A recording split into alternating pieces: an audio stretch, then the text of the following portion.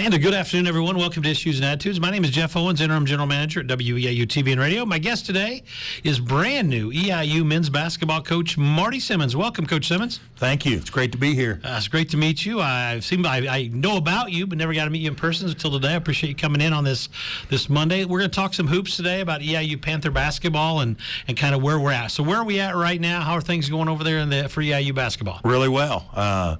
We just got our players back on campus last week. Went through, getting physicals and COVID protocols, and we've had a week to work them out. You get a total of 2 hours to work them out on the floor, and then they can lift weights for another 2 hours, and it's been a lot of fun. It's really the first time for the new players. I guess they're all new, but to meet them face to face. We did it all through Zoom and video, and obviously our returning players are here, so it's we're really enjoying it. Speaking of the returning players, I think you had 6 guys coming back, correct? At the last 5? Okay, 5. Talk about the returning players and what you expect of them, and then we'll kind of go through some of your new signees. Well, everybody's got a kind of a new chance here, and but Barlow Alaruzo is a senior. He's hurt right now. He's got some back issues. Micah Snyder's really hardworking kid, can really shoot it. He's worked on his body, getting better. Henry Abraham, a kid that played 20 minutes a game, can shoot it. I mean, he's probably as hard a worker as we got. Kind of hard to ask a sophomore, even though I guess he'll be a freshman with the COVID year, to have some leadership responsibilities. But he's been here. He knows what it's about. We'd like to see him do that. Sam Friday's coming off a knee surgery, meniscus surgery. Great young man. He's somebody that we're really leaning on for leadership. I think he's really bought in, understands his role, and understands what we want done. And Kayshawn Charles is a guy that we think can score. I mean, he'll be your senior, right? Yeah, correct? He will, and he can shoot it. Strong built kid. So we're honestly just those guys. We want them to kind of build camaraderie with the new guys, and met with these guys later in the week last week. Just kind of, and they seem to. It's only a week, but guys seem to be, bonding and getting along, and, the work ethic and the attitude they've had in the workouts has been outstanding. Is the roster set, or are you still tinkering since you got a couple more months before the fall semester starts? Yeah, we'd like to get one more. One more, okay. Yeah, we need probably a 4, stretch 4. We'll see. I mean, we like guys that can pass, dribble, and shoot. We thought we had a couple guys 2 weeks ago, and we missed on both, but we would like to fill the spot. How tough was it coming in, and knowing that you had a big roster turnover with some guys that are in transfer portal and leaving the university? You've signed 7 guys so far. Talk about the process there. It was just been a crazy offseason for college basketball. Yeah, it is. And the process was that we wanted to keep everybody. Our coming in here, we wanted to work everybody out, build relationships, re-recruit the current players. Marvin had already kind of made his mind up. He was gone. Josiah basically just not playing anymore. Just got married here a couple weeks ago. He's working on campus. But the other guys, we had an opportunity to meet, and some guys worked out, some guys didn't. And at the end of the day, I feel like some of these guys just didn't feel like I was the right coach, or, the direction that we were going in, and that's part of it. I was a transfer myself, and but then obviously you got to turn, and you don't have a lot of time. We were able to get Paul Bizamana out of Texas. Yeah. Well, it's close enough. I say Bismania. So well, that's probably correct. But when you're the head coach, you call him a lot of different names. But great kid, great family. I'm trying to think. Jermaine Hamlin, everybody knows him. Yeah. A little bit of Illinois. Yeah, good. C.J. Lane, he can shoot it. We've got a lot of guys. It's going to take a while probably for me to remember Elijah Woods, a transfer from Nebraska. Miles Baker from Whitney Young, played out at Central Connecticut State. Chris Robinson Jr. Who's your latest? From out at Hutch, really athletic, exciting point guard. Kewan Clements from Simeon, played at Triton. Was an All-American junior college player. I mean, we're excited. It's just, we're just starting. We're in the embryonic stages. We've got a long way to go, but it's been a lot of fun. Now, how long right now can you work with them before you have to stop, and then when do you restart? We're going to go through July 30th. So in total, we had 6 weeks. We got 5 left. They'll go home. I think school starts the 23rd of August. We'll get them back then, and we'll get going. But honestly, the price tag for being able to have them here for this 6 week, just terminology, just footwork, just some of the getting in the weight room with Joe 4 days a week. I mean, just a lot of the little things that people would think go unnoticed, just passing right and left hand, shot preparation, footwork, just the little things that make a huge difference we're able to hone in right now. When people think, or people want to come out and see, EIU Panther basketball this fall, hopefully they can see it in person. I know that's still to be decided, I think, in term, but hopefully it's looking good, real good. So, Coach Simmons, I mean, what are they? What kind of style will we see on the floor next year? Well, we're going to play hard. You know what I mean? We're going to get on loose balls. We're going to take charges. We're going to compete. That's what we want.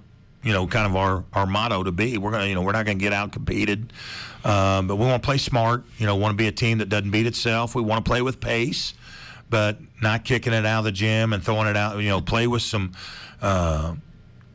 poise and then in the half court defensively, we want to be a hard team to score against. We're do some different things there. We'll predominantly a man-to-man team. We'll sprinkle in some zone, but there'll be some different things that we can do with our man. Having Clements, Abraham, and Robinson, 3 guys that we think can get up and really get into people. Cause some havoc. Defensively, and we'll pressure at times, and should be a fun team to watch. There you go. I know the NCAA seems to change a lot. I know with the portal stuff going on. Is there any other rules or things that are going to happen NCAA-wise for the fall season that you know of? I know every year we have this. Whoever's the coach has been here, it's like, this you can't do this, you can do this, or the 3 You're probably asking the wrong guy here. I'm not sure. I don't think I've heard of anything earth-shattering. They're always talking about travel. I think they're rewording the traveling, which I'm not sure what that means. But I don't think so for the most part. I think it'll be pretty good. Do you think the portal has hurt college basketball because of the familiarity fans used to like to have with teams, or do you think it's helping? That's a tough question. I'm old school, and I was a guy that transferred myself. But I do think having to sit a year really makes guys really think through it and so on and so forth. I can be a politician here and go both ways with it. And that's where we probably need to tweak it a little bit as we go. But there are good reasons, to transfer and because you can't follow Marvin Johnson to go into Oklahoma. Right. You want him here at Eastern. We want him here at Eastern, but he's going to Oklahoma. Yeah. The only thing I would say there is if you had to sit a year, you might think that through a little bit more, and you might want to stay at Eastern and finish it, and just having a legacy at one particular school. I went to 2 schools, so here I'm. But honestly, I wouldn't trade playing my last 3 years at Evansville for anything in the world. I'd look back and it was quite enjoyable. I think it's a work in progress. The thing that's you see 1,500, 1,600, 1,700 kids in a portal. You're talking about 4 and 5 kids per team. I think we got to take a look at that. That's a lot. That's a lot of turnover, and with the APR, they're obviously going to have to look at that because nobody's going to be within the rules there. So I do think that there needs to be some changes. But I know from our standpoint, we're able to get 3 kids out of the portal. We think they all can impact our program, so we're excited about that. Academic-wise, you hold them to the ground so they have to, what's your point there? What's your idea there? Absolutely. We're going to go to class, and we're going to sit in the first 3 rows, and, we're going to meet with tutors, and we're going to graduate every kid. I've been blessed. I played for college coaches, high school coaches. I grew up in a family where that academics was important, guys getting their degree.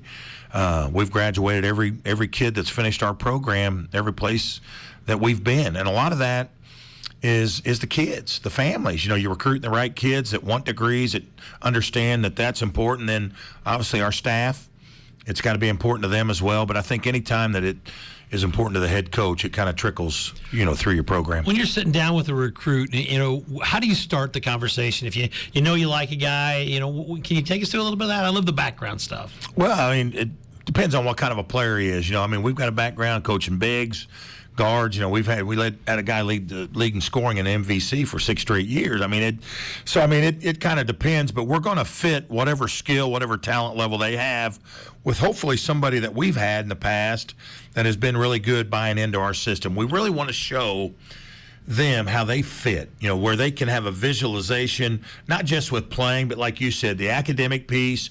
We're going to tell them, they're going to be out in the community, giving back to the community, just the whole student-athlete experience, and that when they leave Eastern Illinois, they want to come back. They want to bring their kids back when they get married and have kids. We want it to be a special place where people are really proud that their experience on the court, in the classroom, and in the community was a fantastic one.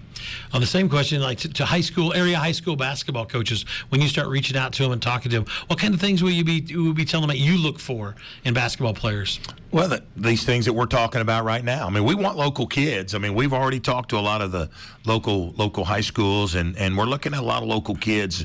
It's competitive out there. When you're good players, other people are going to come into the state in this area here, and they're going to compete. So just establishing the things that you're talking about, that we're going to coach.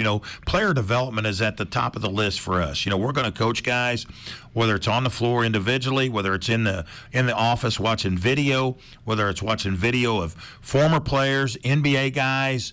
We're gonna teach. Our guys are going to get better in this program. They're going to, when you see them as a freshman and you see them as a senior, they're going to be a lot better. I can pretty much guarantee you that, because we're going to work at it. And we're going to bring in good kids. They're going to play with good kids. We're going to have a culture, like we're talking about, where there's a togetherness, there's a brotherhood. We're fighting for each other. We're competing for each other. And again, the style of play, our background's motion offense. It's a fun way to play. Everybody's touching the ball. Yep. But we're going to do a lot of things offensive. We're going to be very diverse. That's something I learned a little bit more down at Clemson with Coach Brownell. We'll run some ball screen stuff. We'll have some isolations for guys that can put it on the floor. We'll run some sets for shooters. I mean, we've got a big library of things that we can. I think more than anything, it's evaluating your personnel and then adapting and finding what fits them the best, and that's what we're trying to do right now. Will you in the fall have open practices so the schools and stuff can come? I know some coaches don't like that, some coaches do. Are you open practice? Absolutely, we will. We won't have every practice open, but anybody that wants to come, please contact us. We'll get a date set up. We'll let you know what time we're practicing, where you want to go to. We want to be Charleston's team. We want to be the surrounding areas team. Mattoon, Effingham, everybody. We want all the alums to come back, and we want them to get to know myself, our staff, the players. We're going to be very accessible. It's Eastern Illinois University, and we want people to be proud of what we're doing. Are you a goal setter? Have you started thinking about goals, or is it way too early? Oh, it's probably a little bit early, but I think one goal, every. You want to win 20 games. You want to compete for a champion. I mean, all those are pretty standard. Where we're at, it's. I don't know what everybody else that we're competing against has, but our goals are always going to be high. We're always going to have high goals. Graduating every guy, and again, getting out in the community and really establishing some solid relationships. With young kids in the elementaries, with people, in the community. That's the lifeblood of our program, is the support that we get, and so we've got a lot of things. But trust me that I've been here about 2.5 months, and one thing I can tell you, and I know the area, the people have been off the charts. They've been fantastic. They want to help. They want to help us achieve success, and we're very thankful for that. The OVC, I know you were the MVC, then you were out at Clemson the last couple of years. What do you know about the Ohio Valley? And you got a lot of stuff to do as a coach too to learn, right? Yeah, but that's one thing is we did play a lot of these guys when I was down at Evansville, and I think it's one of the most underrated leagues, and I say that in a super positive way because I competed against these guys. Belmont and Murray State have been two of the better fantastic teams in the Moorhead. We played last year down at Clemson. And Austin P year in and year out. SEMO. I mean, I can go right down the list. I mean, great league, great coaches. Seems like the perimeter players in this league have been off the charts. With Morant down there and Payne's Windler making a comeback. Yeah. So we're excited. You know, it's an exciting brand of basketball, and again, a lot of really good coaches and really good players. I wanted to talk a little bit about the schedule with Coach Simmons today, but you don't know that much about it other than the OVC. So can you maybe tease a game or two that you know that we're going to have in terms of where you're going? I'm going to stay away from that. I don't want to get in trouble, but you know it's that scheduling part's a difficult thing, and we're working hard at it. And I think we'll have some teams that our fans will like to come out and see in Lance Arena. I think also we'll play some high major teams that our fans will be excited about as well. And the whole thing about your non-conference schedule, having some balance, hopefully for some teams that you can have some success with, go against some of the better teams in the country where you can really give your guys a chance, get on the big stage and see where you're at. But the ultimate goal is to prepare you for conference play, because that's where you're playing for a championship.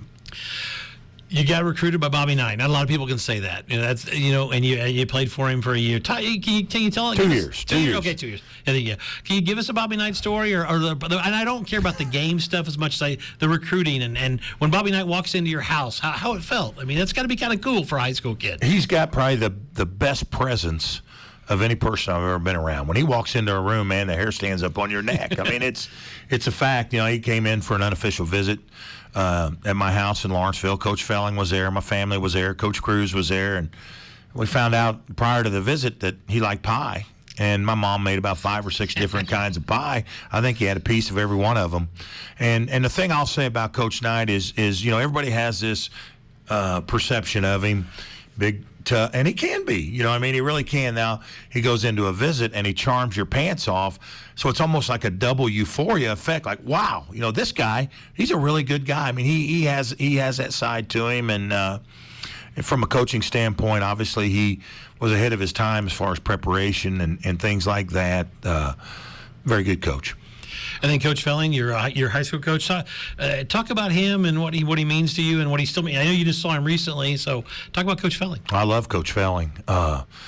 He means everything to me, and we were so fortunate in a town like Lawrenceville to play for probably the best high school coach in the state's history, and maybe one of the best coaches ever. I mean, honestly, he was phenomenal, way ahead of his time. Started junior pro basketball way before anybody else did. The small balls, 8-foot baskets, going to camp there. He won 4 state titles there. I mean, just great shooting coach, could make adjustments during the course of the game that you knew was going to help you, win. And obviously having the 68-0 streak, and he went to Indiana, helped them win a national championship. But fantastic coach, great people person, entertainer deluxe, storyteller.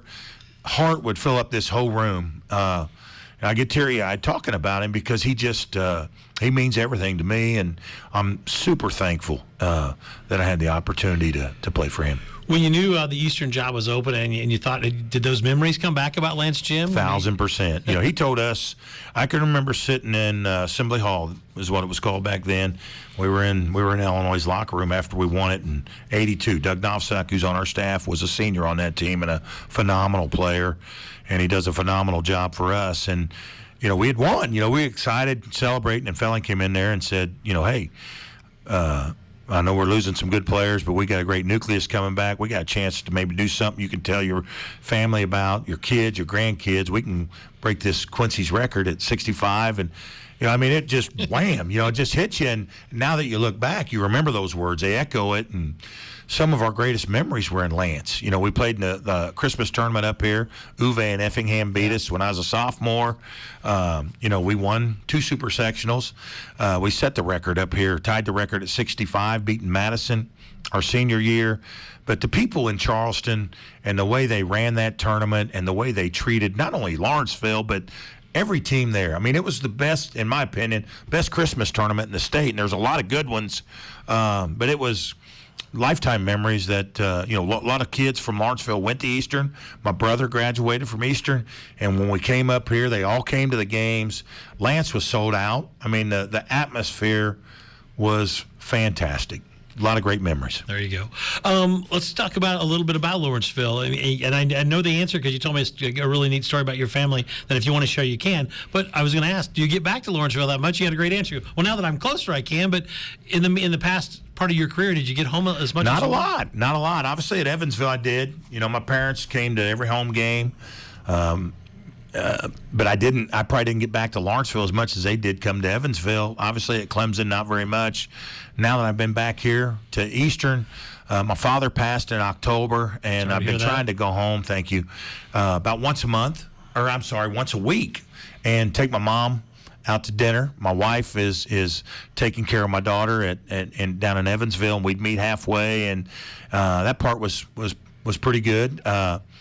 So we were just back there this weekend for a benefit golf outing for my daughter, and I am crying now. I mean, it was amazing how. And I didn't know if you want to talk about that or not. I'll let you. Yeah, you can be the judge, sir. When it's amazing what people can do for you and make you feel, and sometimes you don't really feel maybe like you're as deserving as, but the whole town and my Coach Felling.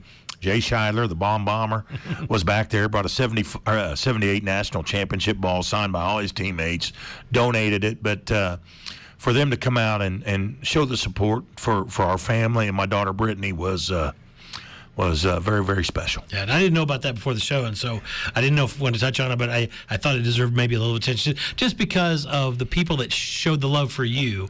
And I think that, that means a lot. That's got to be the biggest part of that, right? It was overwhelming, to be quite honest. My former teammate, he ran the whole thing, and he had some help from a lot of people, but I didn't do anything. I feel kind of guilty, but I really didn't. I've been here and stayed out of the way, and it probably went better that I didn't do anything. But the silent auction items and really, but the best thing about it, there was a lot of money raised.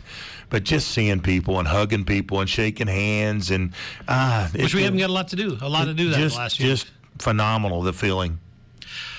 How does a player that's going to play for Coach Marty Simmons become a leader under you? What do they have to do? Well, I think it's a process. We meet, we talk about the things that we think are important in leadership. But I want to hear from you too. I want you to communicate, talk. I think a big part of leadership is finding out what's important to the people you're leading.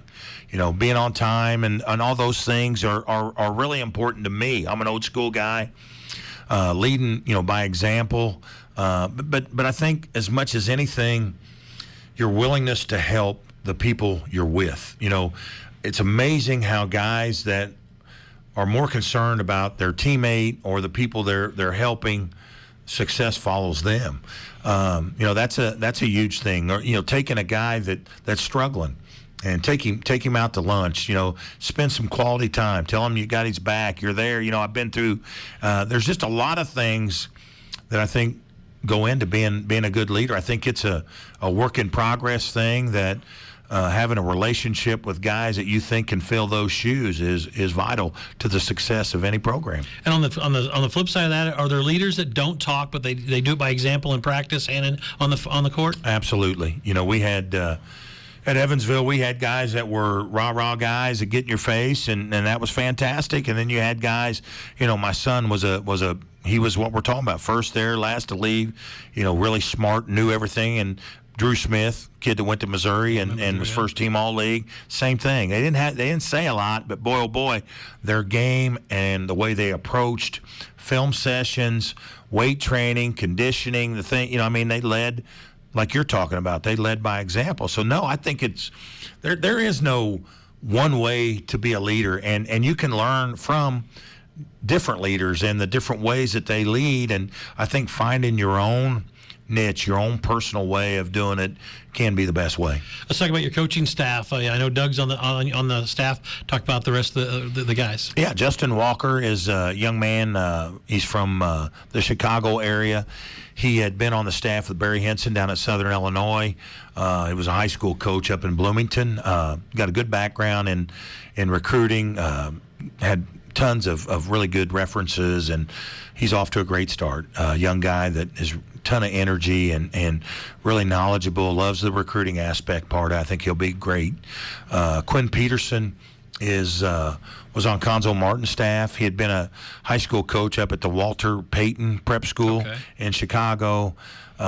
Just a phenomenal person. He's got 2 or 3 degrees in leadership. He's really, really mature for his age and just passionate about not only the basketball part and the recruiting part, but mentoring young people. And that was important to me. You know, I wanted that on the staff. I think that's important that our coaches understand that they're not just the X and O guys. I want these guys being good mentors and he works extremely hard. Again, he's from the Chicago area. Oak Park is where he came from, and he got a good base up there with the high school coaches. And then Jack Raboyne is a volunteer guy from over in Mattoon. Jack Raboyne. And he's a lifesaver. You know, I mean, me and him we were the only 2 guys here for a couple weeks, and he's as smart and hardworking and knowledgeable. He's going to be a superstar in this profession. He's fantastic. And then I don't know if I'm allowed to do it. We've got a GA hired from down in Southern Illinois, and he's comes from a basketball family. He'll be fantastic as well. Cool. Let's ask some rapid fire into the interview questions. Favorite player that you ever coached? I'm putting you on the spot. My son, Blake Simmons. That's a great one. Best player you ever played against? Michael Jordan. That's a good one. He's somewhat all right. People still call you the Mule anywhere? Absolutely. Are you watching the NBA playoffs at all, or are you into that? I am. Okay. I am. Coach or player that you call when you need to vent? You got to call somebody. Kirk Sarf. Okay. This is the question I wanted to ask you because I think it's a great question. Tom Michael is our athletic director at Eastern University. He was also a shooter in college. Can you outshoot Tom Michael if there's a contest today between Marty Simmons and Tom Michael? Did you and Rich talk on this? Because he asked me that. No, I think it's a great question because we got 2 great shooters on campus. Yeah, you know what? He'd probably outshoot me. He might have a hard time outshooting Novsak. You know, I was an inside player that kind of was taught to be an outside shooter. And definitely today, he would definitely outshoot me. That's for sure. Okay. Do the EIU players know that you starred in Lance Gym? Are they familiar with your background? I don't know. I'm sure. Probably. I'd say yeah. I mean, that's. They seem to have a pretty good feel for where I came from. Guess, do you have a Chris Hollander story you could tell us? I mean, I know we both know Chris. Yeah. I thought we'd get him in the show. The only thing I can say about him is he was a phenomenal player. We were talking about this the other night at dinner. I'm not sure we played against anybody that could keep him in front. Like he had the quickest first step. He was like a miniature Larry Bird. Like he could throw passes behind his head. I mean, he really understood the game. Light years. I mean, just a phenomenal player. And obviously he's a terrific coach and doing quite well. Do you have an all-time favorite player in college or NBA that was kind of your hero? Well, I know this will shock you. I mean, you know, Scheidler and Leasty in my hometown, you know, playing there. They both were state champs, were there. But Larry Bird was obviously the guy that I idolized. Coach, it was great to meet you. I do appreciate you sharing so much of your family on the show, and we welcome you to Eastern, and we can't wait to see you out there at Lance Gym this fall and winter. Thank you very much. We are WEIU. That is EIU basketball coach, men's basketball coach, Mr. Marty Simmons, joining us today. We appreciate it, and we'll talk to you soon. We are WEIU.